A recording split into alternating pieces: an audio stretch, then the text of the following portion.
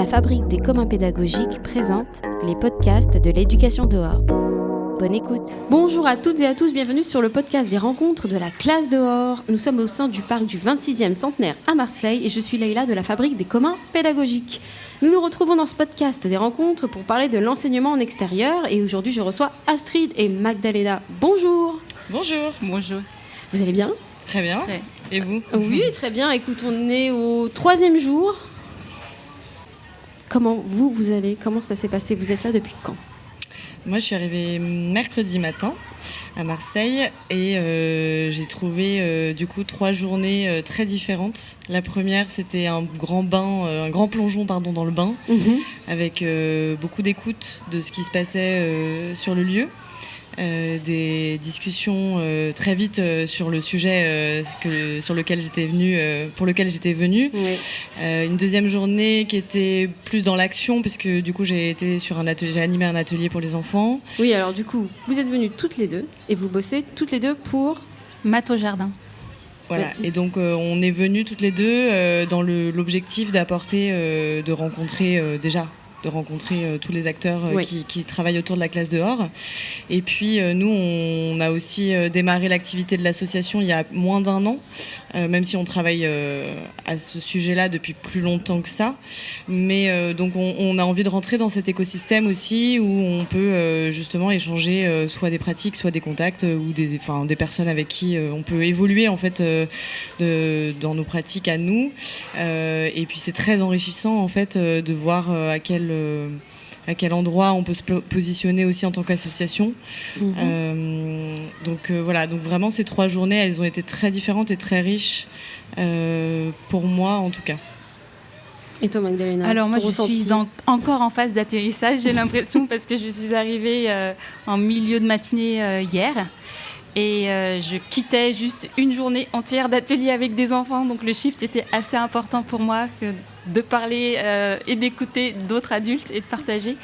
Mais en tout cas, oui, il y a déjà des ateliers qui m'ont beaucoup parlé, notamment sur comment éduquer sur le temps périscolaire, quels sont les plans locaux à mettre au sein des collectivités, donc, et de voir quelles sont les expériences qui sont menées sur le terrain. En fait, ça apporte beaucoup par rapport à cela.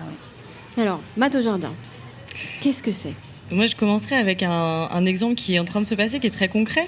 C'est-à-dire qu'on s'est inscrite pour venir parler de ce qu'on fait, de ce podcast. Enfin, c'est la première fois en tout cas moi, que je suis face à un micro avec un casque. Et du coup, je trouve ça très stressant. Et Maths au jardin, c'est parti un peu de ce constat-là pour les mathématiques, de dire, en fait, dès que on a un endroit ou un moment où on est bloqué par la peur, en fait, c'est clairement ça. Ça enlève, en fait, ça nous enlève une partie de notre cerveau ou notre capacité à agir, en tout cas, et du coup à comprendre.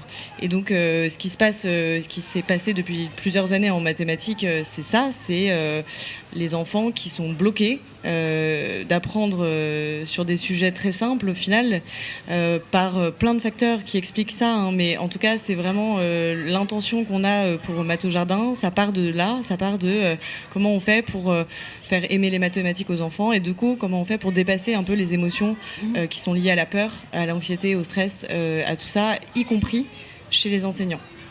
Et donc on a ouvert cet espace, c'est-à-dire qu'on crée un espace-temps en extérieur et au plus proche de la nature, et on va chercher la nature là où sont les enfants. C'est-à-dire que sur le temps périscolaire, on va dans l'école. Si on est à proximité d'un parc, on va dans le parc, ou si d'un bois, on peut aller aussi dans le bois. C'est à nous de montrer aux enfants et aux animateurs et à leurs éducateurs qu'il y a de la nature partout. Et donc on recrée cet espace-là avec des gestes très concrets. On pose des problèmes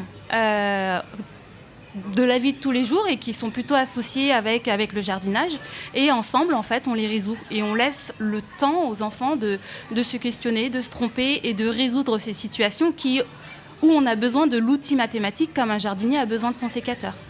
Donc très concrètement on leur fait toucher l'abstraction mathématique en manipulant, en découvrant avec leur sens un atelier tisane, et ils apprennent les fractions en fait, ils apprennent la répartition et la division comme ça.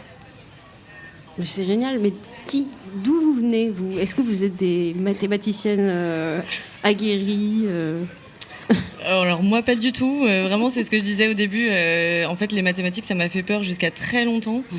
Je suis devenue prof des écoles donc j'ai pas eu le choix en fait de les enseigner, et enfin si je l'ai choisi mais je me suis confrontée vraiment à cette peur d'être jugée parce que j'arrivais pas à les enseigner correctement, ou j'arrivais pas à comprendre pourquoi les élèves ils savaient pas compter jusqu'à 3 en maternelle, et donc voilà, donc j'ai fait une formation qui m'a permis de me reconnecter à cette essence des mathématiques et à cette compréhension très simple du chiffre, du nombre, de la quantité, de la forme, etc., de tous les concepts de base en fait en mathématiques.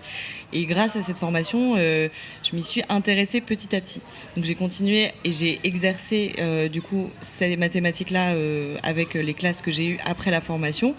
Et puis à un moment, j'ai voulu quitter l'éducation nationale parce que j'étais pas à ma place et que j'avais envie d'apprendre autre chose. Et c'était pas possible à ce moment-là de sortir ? Enfin, t'as pas eu l'idée d'aller dehors ? Ouais. Ah bien sûr, ouais, si. Ah mais moi je rêvais de ça en fait. Ouais. C'était mon énergie dans mon boulot, c'était d'aller avec les enfants au musée, d'aller dans le jardin, d'aller et je faisais beaucoup de projets avec eux pour ça. Mais je sentais que je m'épuisais parce que je sentais qu'il n'y avait pas d'adhésion autour de moi. Mais vous avez dû entendre ça plein de fois. Oui, mais j'ai besoin voilà. d'avoir ton retour à toi. Ouais.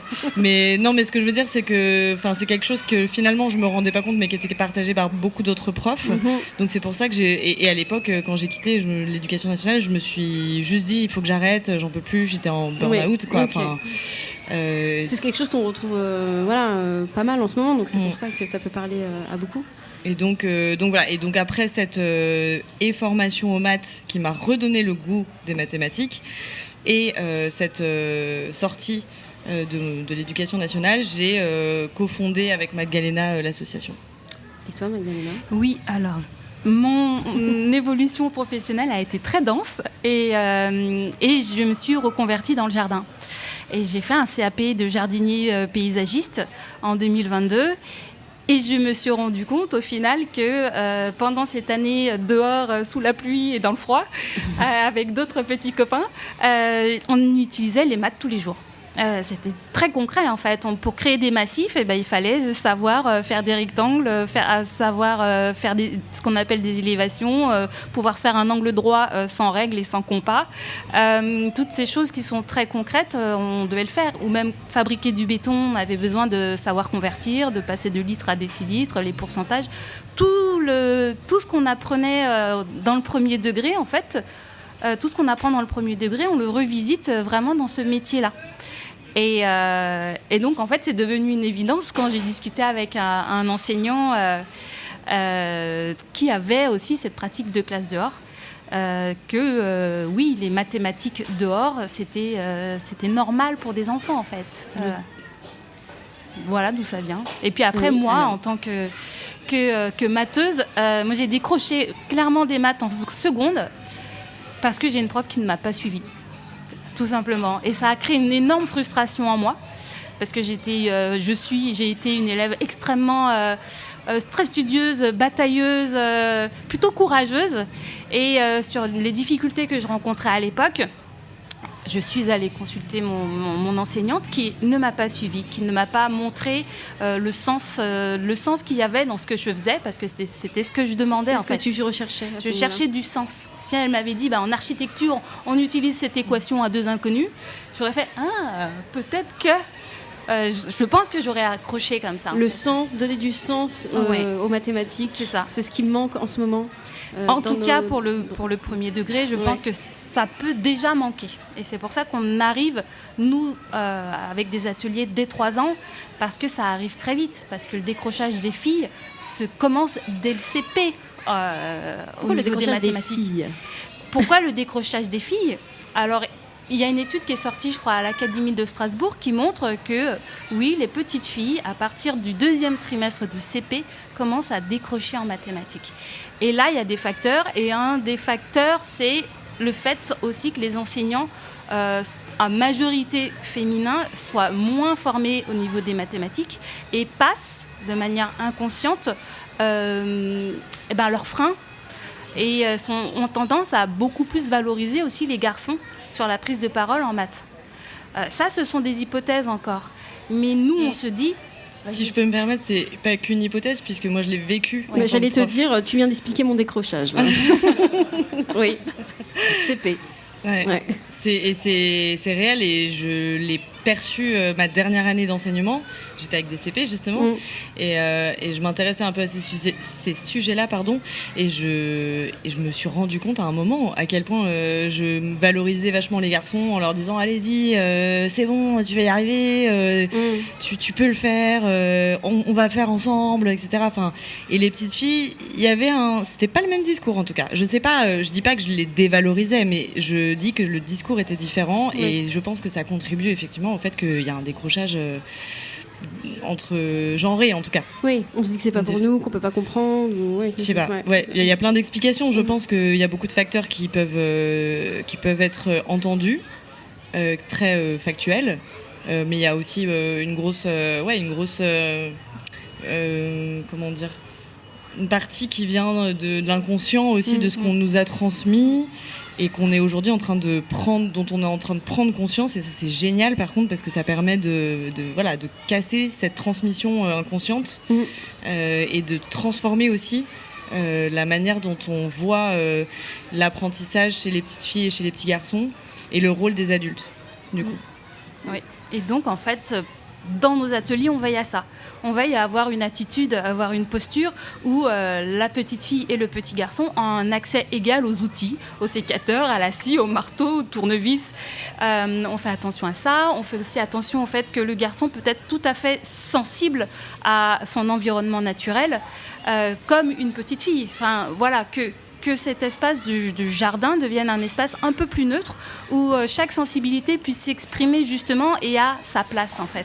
Et c'est ce qu'on crée pendant nos ateliers, pendant cette bulle-là.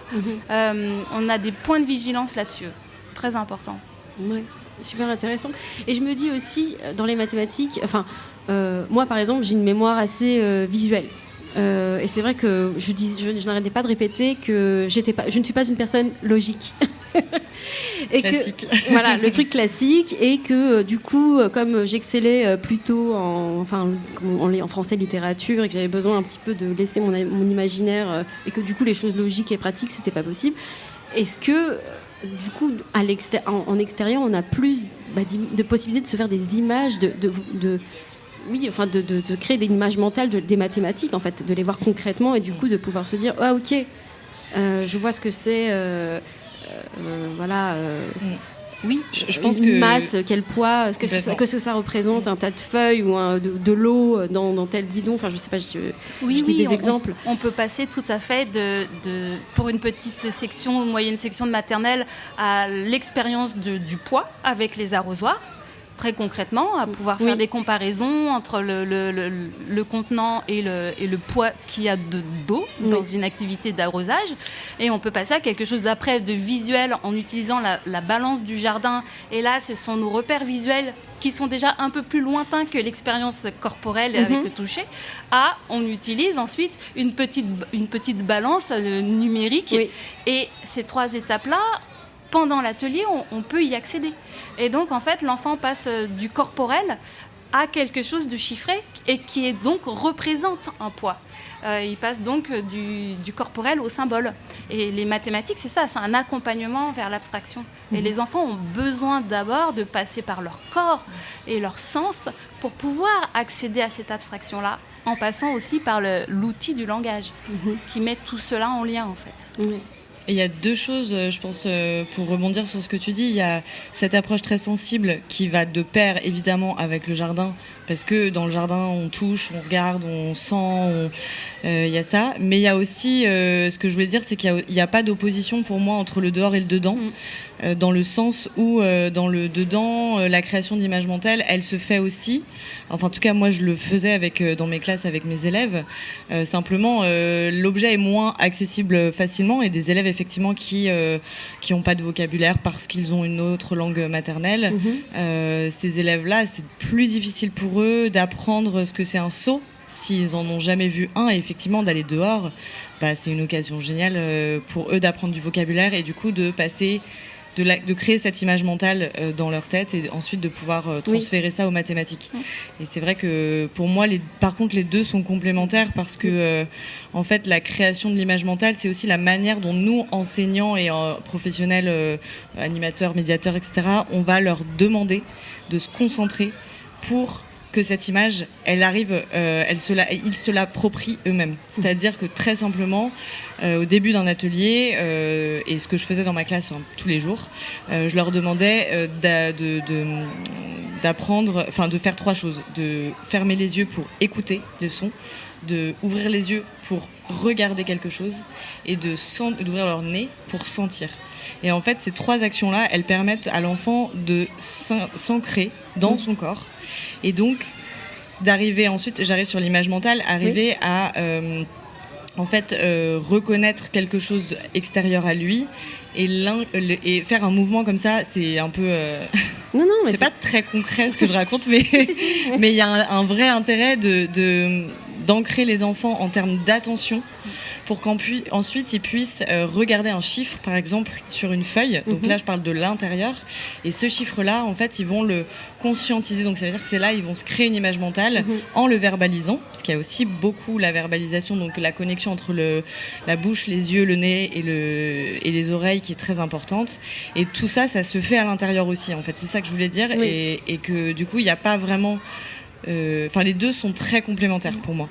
Même si le dehors est quand même un peu sous-utilisé aujourd'hui. Donc, moi, j'ai l'impression que quand vous m'expliquez ça, c'est qu'il y a une sorte de barrière. On a du mal à se connecter aux mathématiques. Enfin, de se l'approprier et que l'extérieur, le dehors, nous permet de le faire. Ce que tu m'expliquais là, quand on ferme les yeux, on sent, c'est de créer cette connexion avec les maths, les chiffres, ce que ça peut représenter pour nous, la représentation qu'on se fait dans le conscient, et pouvoir ensuite l'intégrer en fait. Et que si on reste juste devant un tableau noir avec une règle et nos feuilles, ça suffit pas en fait. En tout cas, les mathématiques sont facilement mobilisables en extérieur parce qu'en fait, nous faisons des maths tous les jours.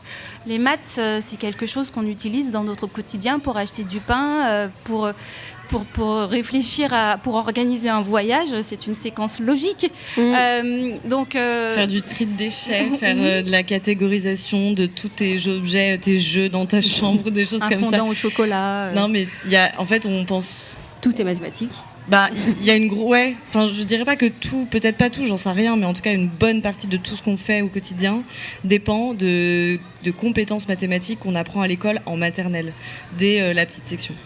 Et ça aussi, c'est hyper valorisant, je trouve, de le dire parce que... j'allais dire, il y a des parents qui disent mais non, maternelle, mathématiques, pourquoi faire? Alors dis-moi. Par exemple, le tri, c'est ce que je disais tout à l'heure, la catégorisation, c'est des actions des compétences qu'on met en action en fait pour les enfants dès la petite section, et des enfants à qui on demande de trier selon une couleur des perles. Il y a des enfants qui n'y arrivent pas parce que ils n'ont pas dans leur développement, ils n'ont pas acquis une certaine partie qui est de dire je mets de côté une partie et du coup j'en garde une autre. Et ça c'est une opération mentale qui se fait parce que tu as eu l'habitude quand tu étais petit de trier, je sais pas, tes chaussures ou les couverts dans la cuisine, enfin des choses très quotidiennes en fait. Et donc c'est assez drôle d'en parler parce que c'est vraiment simple. Oui. Mais en maternelle, on fait ça et on apprend aux enfants. Alors, moi, je le faisais pas forcément hyper bien non plus, comme j'aurais voulu en tout cas, parce qu'il faut du matériel, etc. et que ça prend beaucoup de temps, etc. Mais en tout cas, je trouve que c'est intéressant de le conscientiser de cette manière-là, de le dire, pour que les enseignants de maternelle, eux... Mais même les parents, j'ai envie de dire. Et les parents comprennent qu'il y a un vrai intérêt à effectivement avoir des billes dans une classe et des perles à trier, quoi. Oui. Ne serait-ce que ça, et c'est très bien. Et un de nos ateliers, il s'agit également d'accompagner les enfants pour le tri des déchets. Et donc là, moi, j'arrive avec un petit plateau, un petit jeu, une petite assiette cartonnée, plein de petits stickers de déchets, et je commence à storyteller tout ça, à scénariser un peu, à dire j'ai besoin d'aide, je sors de la cantine, voilà, j'ai plein de déchets et en plus j'ai cassé l'assiette en verre et donc il y a une image d'assiette cassée, brisée. Et j'arrive avec ça et les enfants, ils viennent m'aider. En fait, et ils trient et ils commencent à classifier les ensembles et les sous-ensembles, qu'est-ce qui va au compost, qu'est-ce qui ne va pas au compost, et on va aller voir le compost, et d'un coup on va aller voir les vers de terre, et d'un coup on va voir qu'il y en a des grands, il y en a des petits, et ensuite tout cela nous permet de conclure sur le cycle du compost, et ça c'est logique, c'est une suite logique de comprendre la vie, le cycle du déchet. Eh bien les enfants de maternelle, ils ont accès à ça en fait, en partant d'un petit problème que l'on a créé en sortant de la cantine. Et à la fin, on a résolu le problème et tout le monde est content. Ouais. Super. Bah, c'est chouette. Ouais. C'est très clair pour moi. Est-ce que vous avez quelque chose d'autre à ajouter sur ce que vous mettez en place, Maths au jardin? Et ben on fait aussi, on commence à faire de la formation aussi parce que pour les adultes. Voilà, en fait nous, Maths au jardin, c'est une asso, mais on a envie d'avoir un impact à plusieurs niveaux. C'est-à-dire qu'on se dit, si on fait que des ateliers pour les enfants, c'est bien, mais c'est pas assez. Et on a une ambition derrière qui est de dire on veut participer à la transformation du système parce qu'on voit bien que le système est à bout de souffle, etc. On partage les constats on partage les constats qui sont faits aujourd'hui. Et donc, on agit à plusieurs niveaux. On agit au niveau bénéficiaire des enfants, on agit pour les profs et les animateurs. Et on a un gros travail à faire qui n'est pas encore terminé, mais qui est en train de se faire sur leur formation. D'ailleurs, ça a été un gros sujet cette semaine aux rencontres internationales. Donc, on est très investis et on a envie de créer beaucoup d'alliances, des alliances qui vont nous permettre de développer cette formation-là. Et on a aussi 3 autres piliers qui sont importants. Je ne sais pas si tu veux en parler, Magdalena. Eh bien, effectivement, nous, on veut mesurer nos actions. Donc, c'est un outil de pilotage pour nous. Donc l'évaluation de notre impact sur la démystification des mathématiques, sur la connexion des enfants au vivant et sur également le travail sur les stéréotypes de genre, on le mesure en fait. Atelier après atelier, on met en place des indicateurs parce que ce sont des outils d'ajustement. C'est des outils qui nous permettent de démontrer notre légitimité d'une part, mais également de faire en sorte que la méthodologie avance et s'appuie sur des faits, sur de l'expérience. On s'entoure également de scientifiques, donc on est en train de monter notre comité scientifique et normalement on va le lancer en mi-juin, avec des mathématiciens, avec une autre personne du CNRS qui devrait nous recevoir et qui est plutôt liée aux enjeux de la pédagogie et de la biodiversité. Et le dernier levier, c'est le plaidoyer. Et je te laisse la parole. Et le plaidoyer, c'est concrètement parler des stéréotypes de genre, par exemple, ce qu'on a fait au début, de manière publique. Voilà. Et ça, on le fait petit à petit. Donc, on est en train de construire des alliances aussi avec d'autres associations, d'autres mouvements qui parlent de l'école et qui disent concrètement même l'école d'ici qui parle d'une autre école, d'une école qui va mieux, qui prend soin de ses professeurs, qui prend soin de ses élèves. Et donc ça fait partie de nos sujets parce que c'est éminemment politique de travailler dans l'éducation et on voit que si on n'a pas une éducation stable dans un pays, ça peut partir très vite dans les extrêmes et nous on veut rester en tout cas on veut par notre projet pouvoir aussi réfléchir à ça et réfléchir ensemble aussi avec d'autres acteurs. Et du coup, comment on fait pour vous retrouver, participer avec vous venez. Vous avez un site. On a un site internet. On a un LinkedIn aussi, un LinkedIn toutes les deux. C'est quoi le site du coup? mathsaujardin.fr. Tout attaché avec un S à maths. MATHSOAU jardin.fr. Oui, et puis le compte Instagram s'écrit à peu près pareil, sauf qu'il y a des underscores à chaque fois, à chaque espace. Voilà. Et le LinkedIn, même chose, on reste cohérent de bout en bout. Voilà. Super. Et maintenant, quel est votre programme là? Vous continuez des ateliers? Vous avez déjà terminé vos ateliers? Moi, j'ai encore un atelier samedi. C'est un atelier pour pouvoir accompagner les enseignants et les animateurs sur la création